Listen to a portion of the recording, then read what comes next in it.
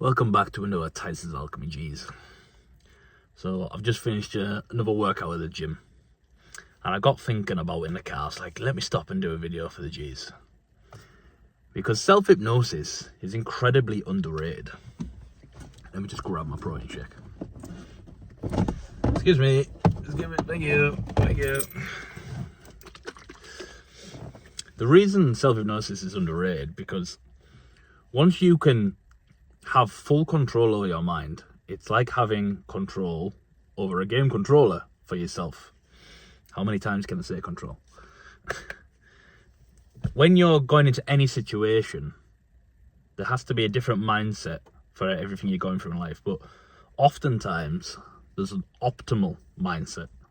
So if you're going through something difficult, if there's a challenge, say if you've been pulled over by the police, there's a certain mindset, there's a certain attitude, there's a certain vocabulary that you can use to help you out of that situation. Now, if you use your emotions and you get very upset about the situation because you've been pulled over, then, as I've spoke about in the past with other people, then you're not going to be able to help yourself. Now, as an example, I've been pulled over once or twice, never gotten a ticket. How can that be? It's because when I'm pulled over and the window goes down and the police officer comes over, I quickly, very quickly, but through years of training, analyse in the moment how to speak, how to act, and how to get out of the situation. So an example, a while ago, I was driving home from work late at night. I'd finished one of my shifts. I was a cleaner many years ago, 17, hadn't been driving very long. And obviously when you're a new driver, you're like speeding around. So I finished work, very tired, like 1 a.m, and there was a red light coming up, but there was no traffic, so I just drove through it. And a police car comes out of nowhere, woo, woo, woo. I was like, oh man. So I pull over and he comes over, and I quickly played into the character that I was a young guy, new driver on the road. I was a bit unsure, and I played the role of someone that was not confused, but almost clueless to the situation. So they pulled the window went down, and they were like, do you know you just went through a red light? And I was like, oh, did I? Oh, no way, did I? And so I was acting. I knew what I was doing, but I was acting, and I think I remember I had my uniform on, and I made sure to show it past my seatbelt. I was working at a pizza place at the time. So I showed that I'd just finished work. I showed that I was very tired. I was obviously young. I was obviously had this clueless. And when you put yourself in a position of, not submissiveness, but they're the authority, you make them feel powerful. And you instantly gratify their feelings by making them feel powerful in a situation. It dismantled when they marched over ready to give me a ticket, it immediately dismantled their aggression. So all of a sudden they're not aggressive. They're not even thinking about giving me a ticket now. They're more about, oh, who's this tired young man? He looks like he's been working a lot. And I got into a conversation with them, and I said, oh, I appreciate you letting me know, blah, blah, blah. I've been at uni all day, and then I just finished work. Sorry, I'm a bit tired. I must have missed it. So you're apologetic, and you're playing into the character that it's not your usual character, and it's not something that happens very often. You're very tired. It's a mistake. Anyway, they ended up smiling, having a little laugh, saying sticking at university, and just let me go. I mean, there's many other examples of this, because that was when I was younger. But the point I'm trying to make to you is, if you're in control of your mind, again, the emotions didn't kick in. I started panicking. I just quickly analysed what would be the best mindset I could adopt right now in that situation, and I adopted it. Now, again, that's not the most ethical example of self-hypnosis. That's not why we do it, but it's just an example, right? The reason I wanted to make a quick video was, if you're in control of your own controller, you can choose. So it's like at the start of a game, when you're flicking through the characters, and you're going through that one, nope, don't want to be that one, oh, no, don't want to be that one, yeah, I want to be that guy, I want to fight with that guy.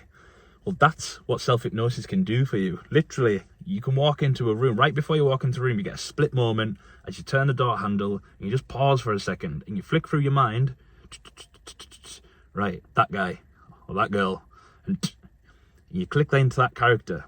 If you've practiced the self-hypnosis techniques that I teach, that is what you can do. You can literally click into the character. Now, again, I've said this before, you're not a bipolar retard where you don't actually know who you are. This is clicking into gear when you need to. Yeah, you know, my background's football. When footballers go on the pitch, they click into gear.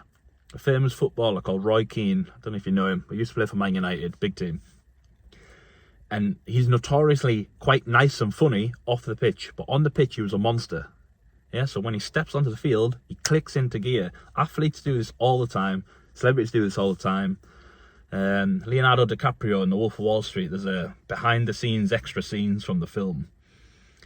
And it shows you he's acting. And he pauses for a moment before they say action.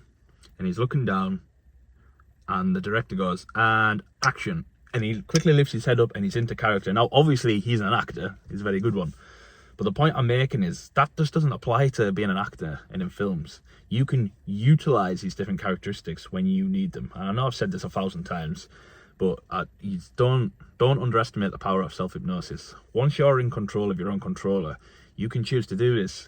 So I've got kids. When I walk in, I've got to pick the kids up.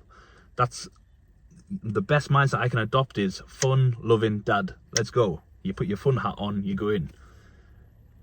If I'm dealing with some aggressive people, then I know I need to be assertive. I need to be quite dominant. I need to walk into the room with a bit of size about myself, make sure I spread my lats out a little bit and be confident about it. It's a nice fan pulling up through the video.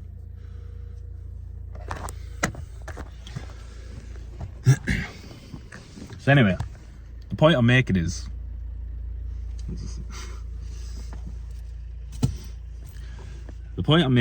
is I didn't drink any of my shake either.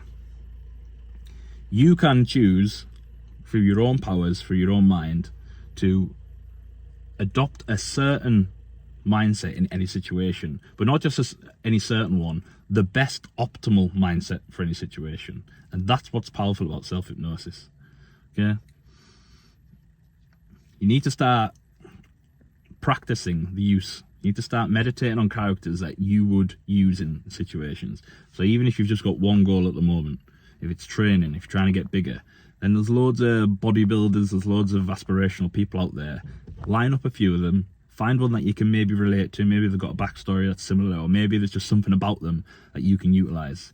You can use a picture, you could use a bit of clothing, you could use some brands, whatever it is, and find a way to go to the gym and incorporate a bit of their character into what it is you're doing. And this applies to anything. If you're an editor, you could find a good high quality editor. You could, you know, if you're doing e-commerce, maybe, I don't know, like Luke Belmer, for example. I know he's big on e-commerce, although he just seems to be a bit of a crypto guy. You can utilize these people. Yes, you are always you, and you should be authentically you. But that doesn't mean you can not utilize the powerful things that people have done before you for your own advantage. So again, this guy's completely cock-blocked my video. Self-hypnosis is the key. Use it to your own advantage and get to work. Peace out, boys.